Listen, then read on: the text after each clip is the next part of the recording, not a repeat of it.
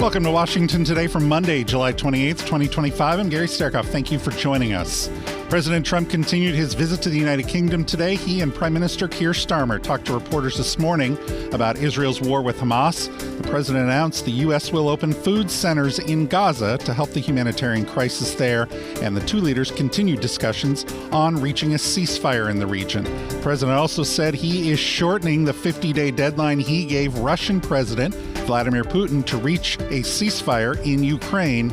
And he continued to distance himself from his association with Jeffrey Epstein. We'll hear what he had to say coming up. Back here in Washington, the Senate begins their last scheduled week of work before the August recess. They are considering more of President Trump's nominations, including for CDC Director and Defense Department General Counsel. Also on the Senate agenda, more work on the 2026 federal spending bill, including funding for military construction projects, and the VA department. Will hear from Senate leaders Thun and Schumer coming up. And from the AP, asked if he agreed with Israeli Prime Minister Benjamin Netanyahu's remarks that there is no starvation crisis in Gaza, the Associated Press quoted President Trump saying, "I don't know. I mean, based on television, I would not say particularly because those children look very hungry." Here's what the president had to say to reporters later. And I think before we get to phase two, which is, what's going to happen afterwards, we want to get the children fed. We made a contribution a week ago of $60 million, all going into food.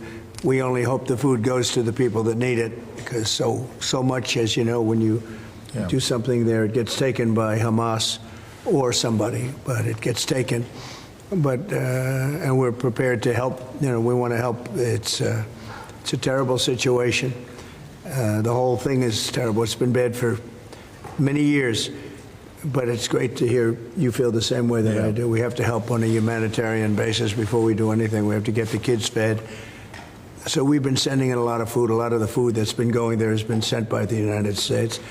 I spoke yesterday with the president of the European Union, Ursula, who was terrific also on the subject, and she's going to play a big role also in helping us. So we have a good group of countries that are going to help with the humanitarian needs, which is food, sanitation, and some other things.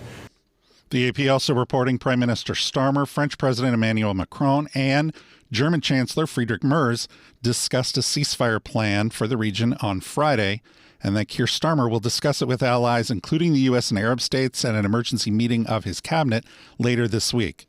As we said, the president was also asked about a deadline for a ceasefire in the Russia-Ukraine war. President, what about Russia and Ukraine? You're talking about ceasefires. What's the latest? I would have said 5 times we would have had a deal. I've spoken to President Putin a lot. I got along with him very well. But 5 times, and every time 4 times maybe. But we've had discussions. You and I have had discussions. We thought we had that settled numerous times. And then President Putin goes out and starts launching rockets into some city like Kiev, and kills a lot of people in a nursing home or whatever. You have bodies lying all over the street. And I say that's not the way to do it. So we'll see what happens with that. I'm very disappointed. I'm disappointed in President Putin. Very disappointed in him. So we're going to have to look, and I'm going to reduce that 50 days that I gave him to a lesser number, because I think I already know the answer what's going to happen. Later, he had this to say.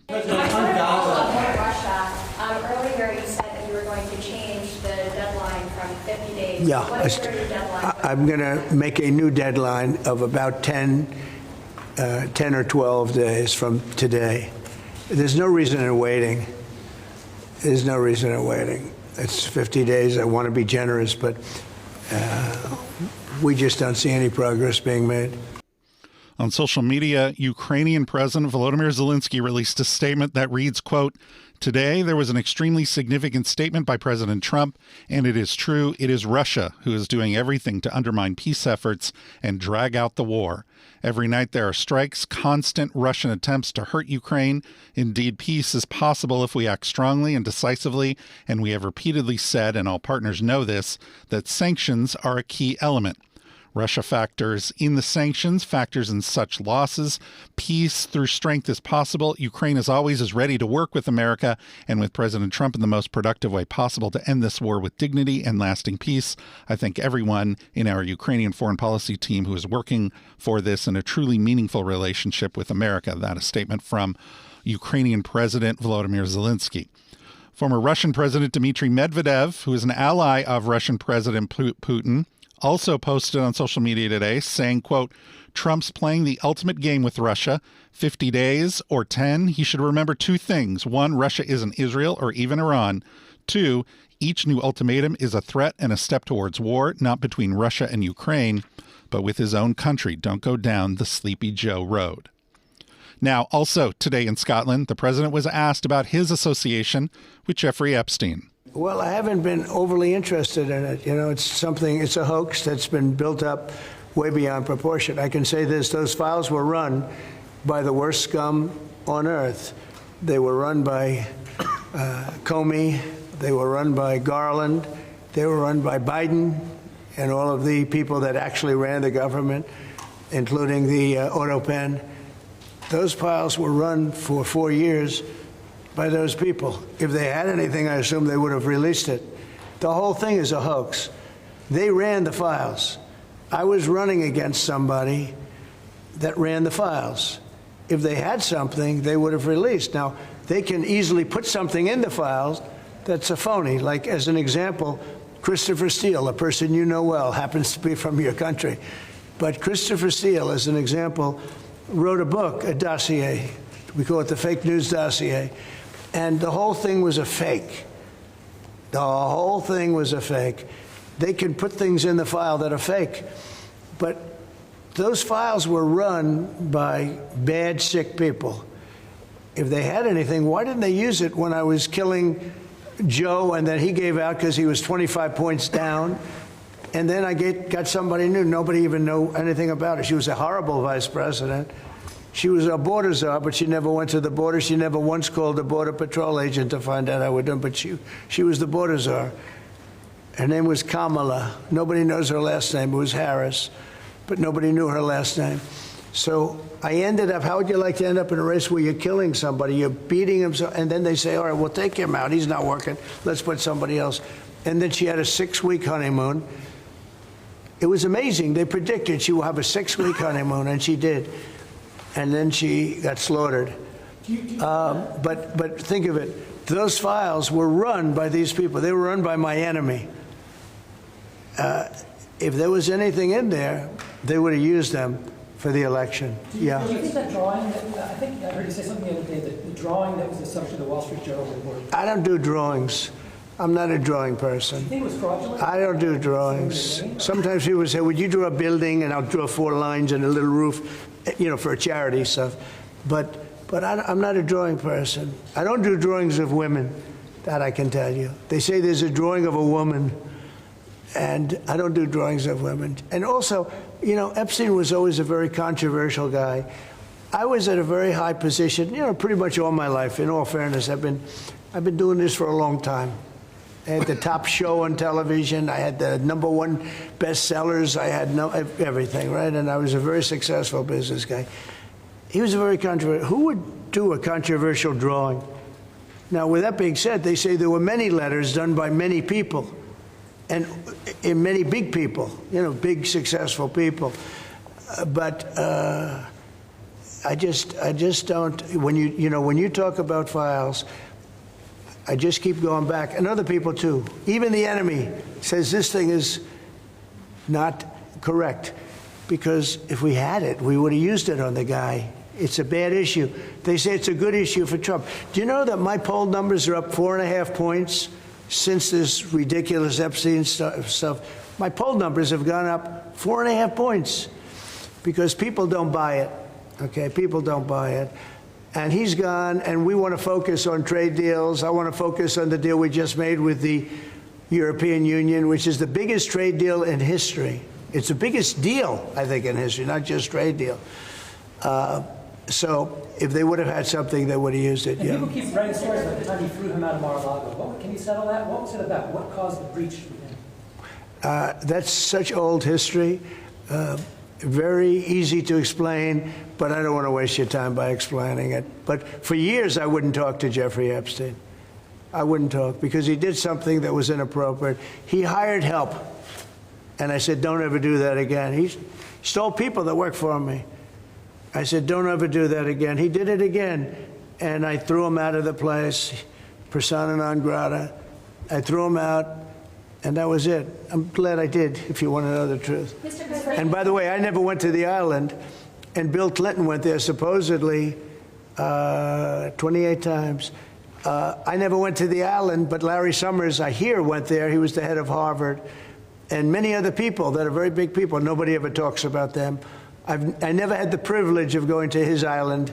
And I did turn it down, but a lot of people in Palm Beach were invited to his island. In one of my very good moments, I turned it down. I didn't want to go to his island.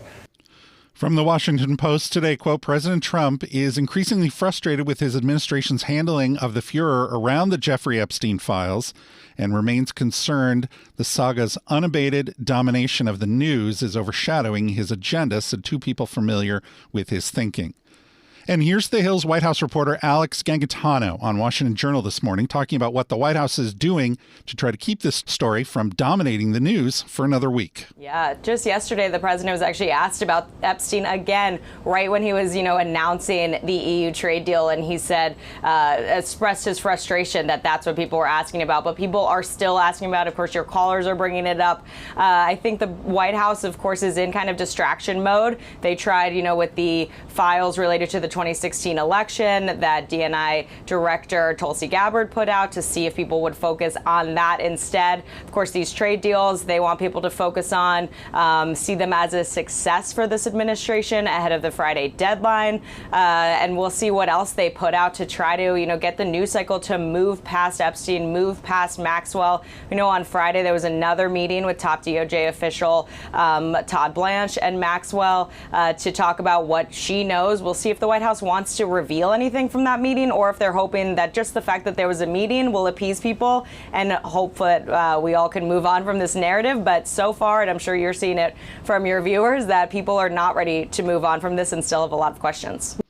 To Capitol Hill now, and this from Politico. Senate Majority Leader John Thun is hoping to get the first appropriations package through the chamber by the end of this week, with lawmakers on the hook for landing a deal to avoid a shutdown come September 30th.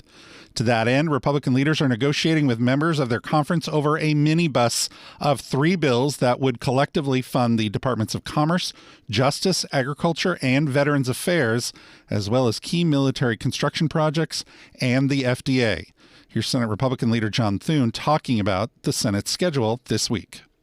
Mr. President, despite a historic level of obstruction from Democrats, Senate Republicans have been maintaining a brisk pace on confirming President Trump's nominees. We've confirmed 107 civilian nominees, nearly doubling the pace in President Trump's first administration at this point. And we've done it with good old-fashioned hard work. Thanks in substantial part to our commitment to getting President Trump's team in place, the Senate has taken 437 votes so far this year, which is more than in any Congress at this point in the last 35-plus years. In fact, we've taken more votes in 2025 already in less than 7 months than the Senate has taken in a full 12 months for 32 of the past 36 years. So we've kept up a very intense pace. But there are a number of nominees still waiting for confirmation, and we're going to get through a lot more of them soon. And so we can do this the easy way or the hard way, Mr. President, and that's really up to the Senate Democrats. As I said, we've confirmed President Trump's civilian nominees at nearly double the pace of his first administration so far, through a lot of hours spent here in the Senate, but we would have a lot more nominees confirmed at this point if Democrats hadn't decided to drag out every nomination. Democrats have not allowed a single civilian Trump nominee to pass by unanimous consent or voice vote, even when Democrats have ultimately ended up supporting the nomination in significant numbers. I refer to this, Mr. President, as a historic level of obstruction. And I mean it. President Trump is the only president on record to not have a single one of his civilian nominees confirmed by unanimous consent or voice vote at this point in his presidency. The only president on record. Just to offer a point of comparison here, by this point in his presidency, President Biden had 44 civilian nominees confirmed by voice vote. President Trump hasn't had one. 44 for Biden, 0 for President Trump. And so when I say this is a historic level of obstruction from Democrats, I mean it. That's not a Republican talking point. It's just a fact. Democrats haven't offered a shred of courtesy to President Trump, to the voters who elected him, or to the people who have stepped up to serve our country in his administration. And so the ball is in Democrats' court, Mr. President. They can continue to drag out the process on even the most uncontroversial nominees, and we can spend a lot more hours with each other in the Senate chamber. Or they can rein in their reflexive anti-Trump sentiment and allow some of his rank-and-file nominees to proceed by unanimous consent or voice vote, just as Republicans did when the roles were reversed. And I'd remind my colleagues about the dangerous and ugly precedent that they're setting here. But the choice is theirs. But whether it's the slow way or the fast way, we're getting President Trump's nominees confirmed. Senate Republican leader John Thun. Semaphore, Congressional Bureau Chief Burgess Everett reporting this afternoon that right after those comments on the floor, Senator Thun told reporters, quote, "We haven't ruled anything out as far as staying in session past this week." He went on to say, quote, "The options are on the table. The Democrats can continue with this historic and unprecedented levels of obstructionism, or they can work with us. There's a lot of Trump derangement syndrome." And from Punchbowl News, senior congressional reporter Andrew Desiderio, quote, "The Foreign Relations Committee is scheduled to hold a confirmation hearing tomorrow for 5 additional ambassador nominees. Shows how Senate committees, especially Foreign Relations, are adding to the queue faster than the Senate can process them on the floor." And The Hill's Alex Bolton writing today, Senate Republicans say President Trump has made it clear he doesn't want a government shutdown, and they're urging House GOP lawmakers to tone down their approach to the September 30th funding deadline. Alex Bolton goes on to write, quote, "House Republicans jammed Senate Democrats in March with a partisan funding bill, which Senate Democratic leader Chuck Schumer reluctantly voted for to avoid a shutdown. But the political dynamics are different now. Schumer is under heavy pressure to fight harder against Trump and his MAGA allies, heightening the chance of a shutdown if House Speaker Mike Johnson tries to use the same playbook." That from The Hill staff writer Alexander Bolton. Here's what the Senate Democratic leader had to say during leader time this afternoon. Mr. President, while Senate Republicans have been focused on pushing partisan politics that would crush middle-class Americans, all to pay for tax cuts for billionaires, while House Republicans are ignoring their responsibility to fund the government by leaving town early for the Epstein recess, and while the Trump administration continues to push policies that are sending costs up, chaos up, corruption up, Senate Democrats and House Democrats, myself, Leader Jeffries, and both of our caucuses are fighting to build a new vision for America. I'm working closely with Leader Jeffries alongside Senators Klobuchar and Congresswoman Dingell on a united vision. The American people are fed up with costs, chaos, and corruption of the Trump administration and the aiding and abetting Republicans have done at his behest. Republican policies have sent the price of groceries, housing, utility bills, essential goods, and more skyrocketing. They have gutted health care and essential services for working families like Medicare and Medicaid. They've spiked health care premiums and put hospitals around the country in a crisis mode. Many are talking about closing. A few have already closed, leaving people without the health care they need, all for tax cuts for billionaires. They have unleashed rampant levels of corruption and warped our democracy, empowering the wealthy and well-connected to profit off the backs of working families. And Donald Trump seems to be at the top of the list, using his government position to make personal profit. But Senate and House Democrats are fighting back.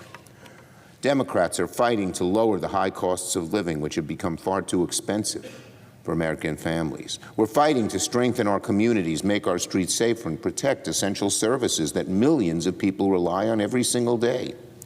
Instead of further breaking our health care system, ripping health care away from millions, we think the health care system should be easier, not harder, for Americans to access and navigate and to afford. We're also fighting to fix our broken health care system to make sure that people who need the care can get it and be able to afford it. We're fighting to rid our government of the scourge of corruption. There's so much corruption and self-dealing and rich people, billionaires getting richer in terms of how they operate and what the government passes and doesn't pass. We're fighting to rid our government of that scourge. It's run rampant. The scourge of corruption has run rampant under Donald Trump and Republicans. It's one of the most corrupt administrations in American history. The bottom line is this: Senate and House Democrats are united in creating an America that works better for everyone, not just the wealthy, not just the well-connected. And we will use every tool at our disposal in the appropriations process and beyond to fight back against the disastrous Donald Trump Republican agenda. Part of Senate Democratic leader Chuck Schumer's Leader Time remarks. You can get our live Senate coverage all week on C-SPAN 2 and full congressional coverage at cspan.org and the free C-SPAN Now mobile app. From the Quorum Report today, which is a newsletter that covers the Texas legislature. Quote, as Texas GOP leadership moves ahead with redistricting hearings in select communities around the state, the Democratic National Committee announced Monday the party is deploying its 30,000 volunteer organizers to contact persuadable Republican and independent Texas voters about this fight, while the party ramps up fundraising for congressional races that may end up even more competitive here, depending on what the maps eventually look like.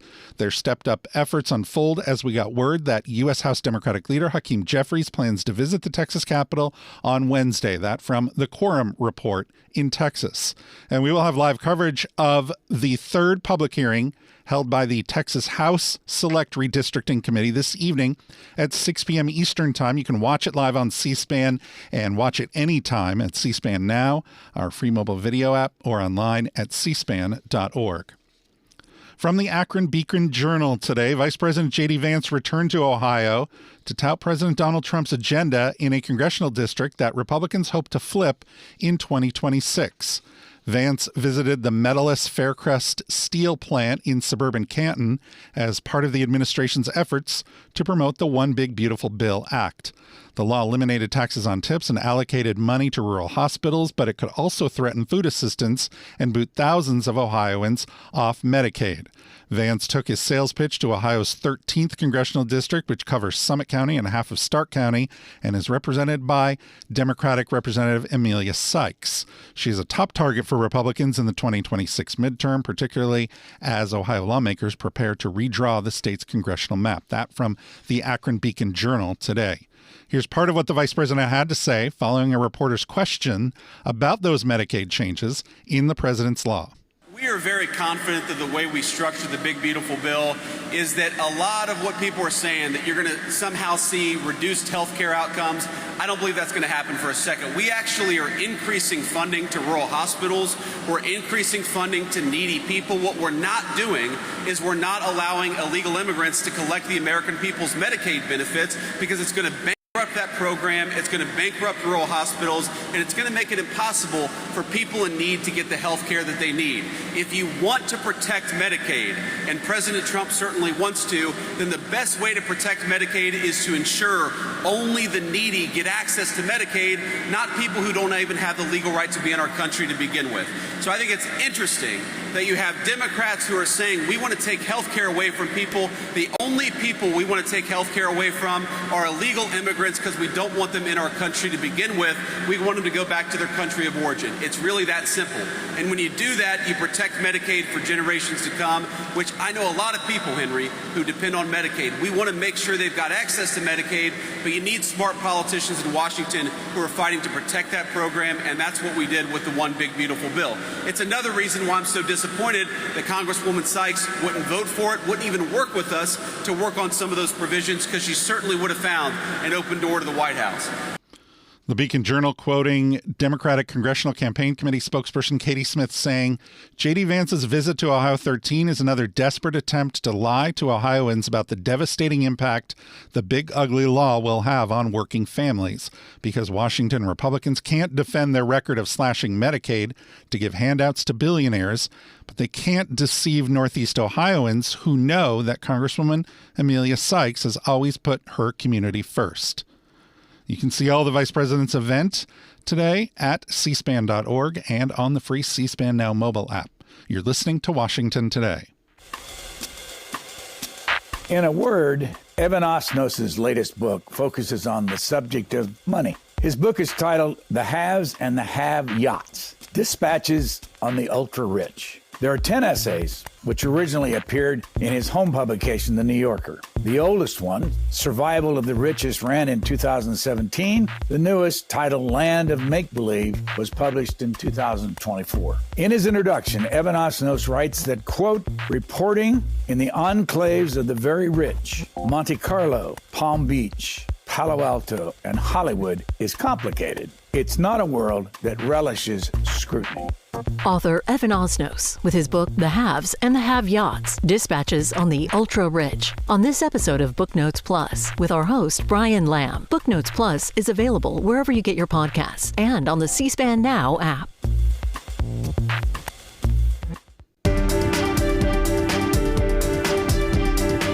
Welcome back to Washington Today from FoxNews.com. Once a fierce opponent of President Trump, Marco Rubio now serves as the top U.S. diplomat in the president's cabinet, his transformation rooted in love of country and a willingness to get things done. Secretary Rubio sat down with Fox News' Lara Trump this weekend to reflect on his role as Secretary of State, calling to mind his love for MMA and boxing as he revealed what it was like to make that journey from rival to trusty right hand. That from FoxNews.com. Lara Trump also asked him about his possible aspirations for 2028. Final question. You just brought up your run in 2016 for president. You are talked about quite frequently as a possible contender in 2028. Do you have your sights set outside of the State Department? Well, I think J.D. Vance would be a great nominee. and if, I think if he decides he wants to do that. And so, I think he's doing a great job as vice president. He's a close friend, and I hope he intends to do it. I know it's kind of early, but being in the role that I'm in here at the Secretary of State, I really don't play in politics. There's actually rules against me being involved in domestic politics, and I want to do this job as long as the president allows me to do it, and stay in that job, which would keep me here all the way through, January of 2028.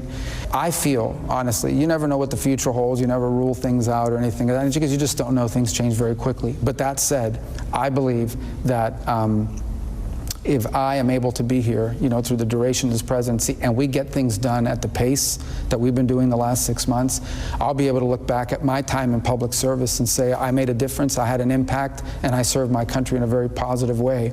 And I would be satisfied with that as the apex of my career, and so that's what I'm focused on right now, because we're doing some special things that I think are going to bear dividend and fruit for a generation. Secretary of State Marco Rubio talking about his thoughts on running for president in 2028 on Fox News this weekend. Now, several 2026 races are taking shape in the South. We'll start in North Carolina, where former Governor Roy Cooper announced he's running for the open U.S. Senate seat. Here's what he posted on social media. It wasn't always this hard, because being in the middle class meant something. You could afford a home. Your kids went to good schools. Your job paid enough to cover the basics, and most summers you could get away for a few days. For the most part, life was pretty good. I'm Roy Cooper, and I know that today, for too many Americans, the middle class feels like a distant dream. Meanwhile, the biggest corporations and the richest Americans have grabbed unimaginable wealth at your expense. It's time for that to change. I grew up in Nash County working on the farm every summer. My mom was a public school teacher, my dad a small-town lawyer and farmer. It's where I started my family, taught Sunday school for years, and started my law practice that helped everyday people and small businesses. When you made me your attorney general, I prosecuted criminals and took on scammers, big banks, and drug companies. When you made me your governor, we balanced the state budget every year and worked with Republicans to raise teacher pay, recruit thousands of better-paying jobs, and expand Medicaid to more than 650,000 working North Carolinians. But right now, our country's facing a moment as fragile as any I can remember. And the decisions we make in the next election will determine if we even have a middle class in America anymore. I never really wanted to go to Washington. I just wanted to serve the people of North Carolina right here where I've lived all my life. But these are not ordinary times. Politicians in D.C. are running up our debt, ripping away our health care, disrespecting our veterans, cutting health for the poor, and even putting Medicare and Social Security at risk just to give tax breaks to billionaires. That's wrong, and I've had enough. I've thought on it and prayed about it, and I've decided I want to serve as your next United States Senator. Because even now, I still believe our best days are ahead of us. I love North Carolina, and I know you do too. I need you to be with us, and I can't wait to see you out there.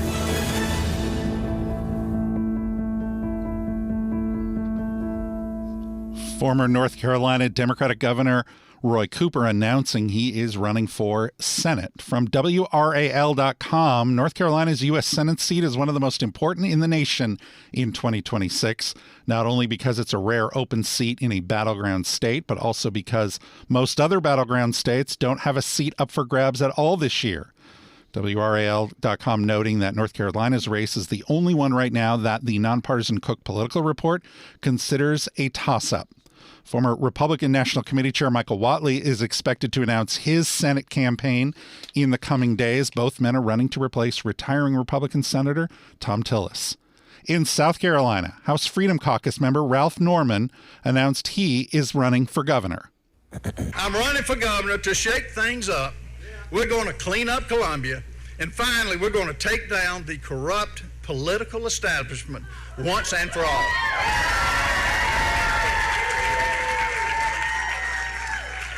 You know, because if you're going to change the system, you cannot be part of the system. TheState.com writing, quote, Ralph Norman has been in Congress for 8 years. He's also 72 years old, and whoever wins the GOP nomination is likely to hold on to the governor's mansion for 8 years. If he doesn't run now, the next real opportunity may only be when he's in his 80s, making a bid less likely to succeed. Representative Norman joins Lieutenant Governor Pamela Evette, State Senator Josh Kimbrell, and Attorney General Alan Wilson on the Republican side of the primary to succeed Governor Henry McMaster. He's also a Republican, and he is term limited. Also on social media today, Republican Representative Nancy Mace teasing a possible run for higher office in South Carolina, writing, big things ahead. Are you ready? And from postandcourier.com in Charleston, Paul Dans, the original architect of the conservative blueprint Project 2025, is drawing up his next plan to reshape Washington, D.C. He's launching a Republican primary challenge against incumbent Senator Lindsey Graham. Postandcourier.com quoting Paul Dans saying, we have seen where the swamp is, and the swamp is the United States Senate, and the top swamp critter is none other than Lindsey Graham. Moving to Georgia now. Two-term Republican Representative Mike Collins announced he's running to face off against incumbent Democratic Senator Jon Ossoff. Here's his announcement posted on social media earlier.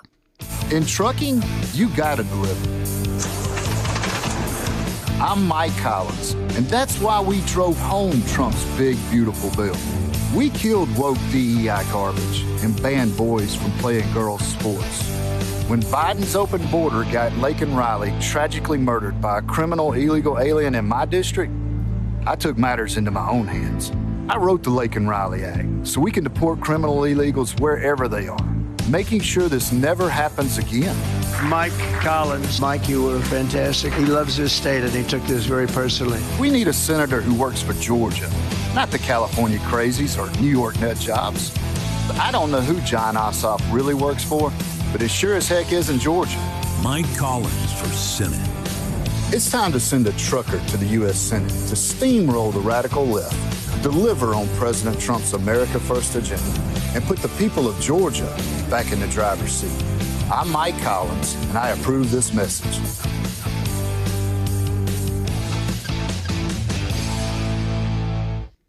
You can find all of our Campaign 2026 coverage at cspan.org and the free C-SPAN Now mobile app. Finally, today on the National Mall, the launch of another program, part of the America 250 celebration. It's called Our American Story. It's a project that aims to collect and preserve thousands of personal stories from people across the country.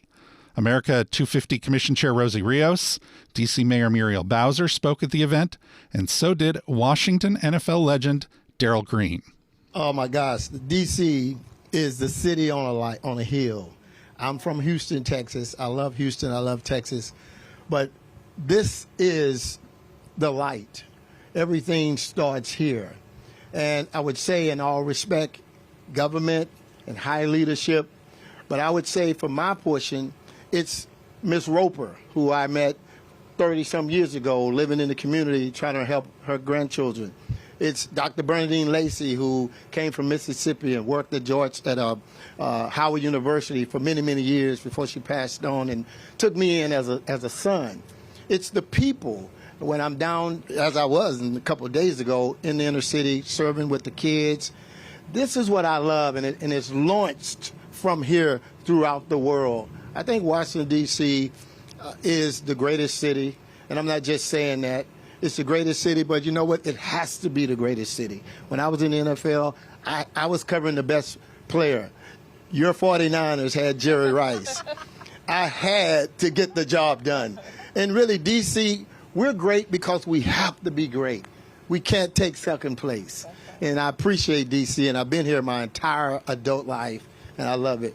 And I'm so grateful to be here with you all today on the Mall. NFL Hall of Famer Darrell Green at today's America 250 event, launching this program called Our American Story that aims to collect and preserve thousands of personal stories from people across the country. You can see all of that event at cspan.org and the free C-SPAN Now mobile app. That's also where you can find this program as a podcast. And you can also find it on YouTube. Just search Washington Today.